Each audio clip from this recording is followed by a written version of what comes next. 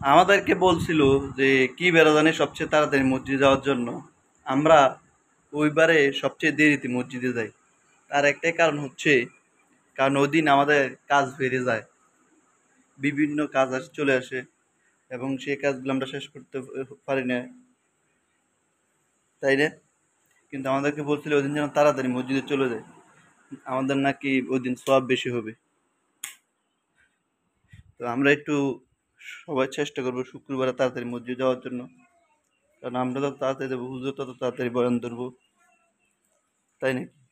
আমরা এই আশাটাই অনেকে করি। আবার অনেকে খোদবা শেষ প্রায় হওয়ার সময় যায় মসজিদে, রেডি কাজ দেওয়া শুরু করে হুজুর তাড়াতাড়ি শুরু করে দেন, আমরা অনেক ইম্পর্টেন্ট কাজ ফেলাই দিয়েছি, আপনার এত সানার টাইম নেই, এত কিছু করার টাইম নেই, তাড়াতাড়ি শেষ করেন, আমরা ইয়া করতে হইব, কাজ আছে, ইমার্জেন্সি কাজ আছে।